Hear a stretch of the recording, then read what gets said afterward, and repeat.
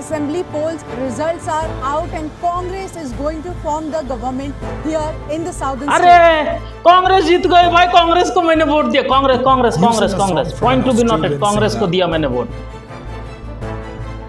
The first big electoral face-off between the BJP and Congress since its leader Rahul Gandhi was convicted of defamation in March.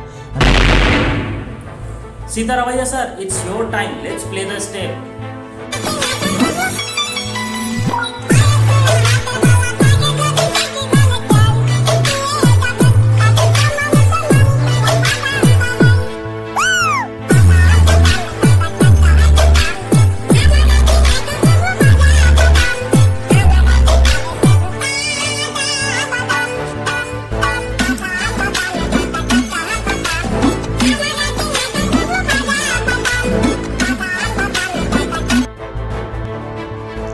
Karnataka में राजनीति उटक पटक होने के बाद अब सबकी निगाहें इस पर टिकी है कि कौन बनेगा करोड़पति। अबे साले, जो माफ करना, मैं जो तभी कौन बनेगा कर्नाटक का मुख्यमंत्री। कर्नाटक में प्रचंड जीत के बाद कांग्रेस पार्टी की निगाहें अब इस बात पर टिक गई है कि मुख्यमंत्री कौन बनेगा। विपक्ष के नेता सिद्धारमैया और कर्नाटक कांग्रेस अध्यक्ष DK शिवकुमार इस पद के लिए सबसे आगे हैं। दोनों फैसले के लिए आला कमान की ओर देखे हुए हैं। हमारे पास एक प्रोसीजर होता है कि कहीं भी राज्य में कभी भी इलेक्शंस होते हैं तो हम लोग उस एक प्रोसीजर के तहत ही करते हैं। यहाँ के MLAs की मीटिंग बुलाते हैं, ऑब्जर्वर, सेंट्रल ऑब्जर्वर जाते हैं। जाने के बाद वहाँ का जो ओपिनियन आएगा, जो कंसेंसस बनेगा, वो हाईकमांड को बताएंगे। हम लोग उसमें सभी रहेंगे, राहुल जी रहेंगे, सभी लोग मिलके निर्णय वो लेंगे। वो बाद में की बात है। अब कर्नाटक का अगला मुख्यमंत्री कौन होगा, इसे लेकर सरगर्मियां बढ़ गई है। सिद्धारमैया और DK शिवकुमार के बीच रेस मानी जा रही है। 75 साल के सिद्धारमैया 2013 से 2018 तक मुख्यमंत्री के रूप में राज्य की बागडोर संभाल लिया था। 2013 में खड़गे को पछाड़ते हुए सिद्धारमैया मुख्यमंत्री बने थे। सिद्धारमैया कुरुबा समुदाय से ताल्लुक रखते हैं और यह समुदाय राज्य में तीसरी सबसे बड़ी आबादी है। सिद्धारमैया की सरकार चलाने के अनुभव को देखते हुए उनका पल्ला भारी माना जा रहा है। सिद्धारमैया ने नीति निर्माण और घोषणा पत्र के वादों में महत्वपूर्ण भूमिका निभाई। दूसरी ओर कर्नाटक के CM की रेस में DK शिवकुमार भी माने जा रहे हैं।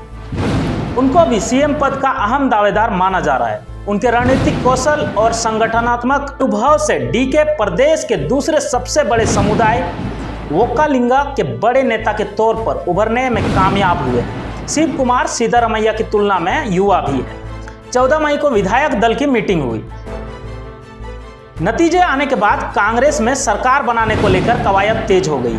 जल्द ही पार्टी राज्यपाल के पास सरकार बनाने का दावा पेश करेगी कांग्रेस। रविवार को कांग्रेस ने बेंगलुरु में विधायक दल की मीटिंग बुलाई थी। इसमें विधायक दल का नेता चुना जाएगा। नतीजों के बाद कांग्रेस नेतृत्व ने जीत हुए उम्मीदवार को सीधे बेंगलुरु पहुंचने का आदेश दिया था। बाकायदा चौपर की भी व्यवस्था की गई थी। हालांकि राजनीति लोगों के लिए यह सबसे आसान काम है। बेंगलुरु के पास रिजॉर्ट बुक किया गया था। सूत्रों के मुताबिक कांग्रेस ने उन्हें बेंगलुरु के पास एक रिजॉर्ट में रखा है। नतीजों के बाद तमाम नेताओं की मल्लिकार्जुन खड़गे के घर में मीटिंग भी हुई, जिसमें सरकार बनाने को लेकर आगे की रणनीति क्या होनी चाहिए इस पर चर्चा भी हुई। उधर राहुल गांधी दिल्ली में कांग्रेस दफ्तर पहुंचे, जहां उन्होंने अपने वर्कर्स से मुलाकात कर जीत की बधाई दी। कांग्रेस को कर्नाटक में स्पष्ट बहुमत मिली। कर्नाटक में BJP के खिलाफ सत्ता विरोधी लहर पर सवार होकर कांग्रेस ने शनिवार को स्पष्ट बहुमत हासिल कर लिया है। 224 सदस्यीय कर्नाटक विधानसभा में कांग्रेस को 136 पर सीट जीत हासिल हुई। 1989 के विधानसभा चुनाव के बाद यह कांग्रेस की सबसे बड़ी जीत है। उधर BJP 64 सीट पर ही सिमट पड़ी। JDS को भी 20 सीट मिली। अब बात यहां अटक जाती है कि CM कौन, सिद्धारमैया या शिवकुमार। ये तो आला कमान ही बताएगी। अब इस कर्नाटक में कांग्रेस की बड़ी जीत के बाद टीवी रिपोर्टर का क्या ख्याल है, वो भी हम जानने की कोशिश करेंगे। प्रोड्यूसर साहब, लगाया जाए टीवी रिपोर्टर को, अलग अलग टीवी रिपोर्टर को। पहले तो अंजना ओम अंजना कश्यप को लगाया जाए, पैनल में लाया जाए उसको। मैं अंजना ओम कश्यप, तीखे सवाल पूछना मेरी पहचान है और जवाब मांगना मेरा हक। आज तक वाले हैं और हम बस एक चैनल ही नहीं, सच की वो शमशीर है जो हर झूठ का सिर कलम करती है, जिसकी धार से नेता, नीति और नियत किसी का बचना नामुमकिन है। अरे दीदी आप तो रहने ही दो, बस हो गई आपसे बात। अगला रिपोर्टर लाया जाए वो अर्नब गोस्वामी। सवाल पूछने का अधिकार हम सबको इस मिट्टी, इस देश के संविधान ने दिया है। अरे आप तो कल राजनीति में भी नहीं थे, तब भी ये हमारी हिम्मत थी और हमारा हौसला था, हमारा अधिकार था। आप राजनीति थी और कल आप नहीं भी रहोगे राजनीति में तब। अरे हटाया जाए, प्रोड्यूसर साहब ये बहुत बोलता है, बहुत मतलब चिल्ला चिल्ला के बात करता है, इसको हटाया जाए। अगला पप्पू यादव को लाया जाए।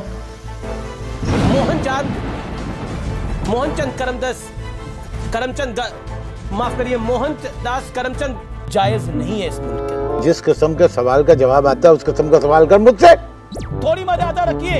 अबे साले, अगर पलट के मैं आपको 4 शब्द बोल दूं तो कैसा लगेगा? मैं नहीं बोलूं। रहने दो, बहुत बुरे लग रहे। तौबा तौबा तौबा, सारा मूड खराब कर दिया।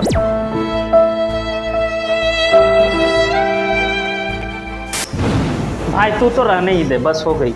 अब मेरे को नहीं करना, अब मैं बंद कर दो, अब मेरे को नहीं करना।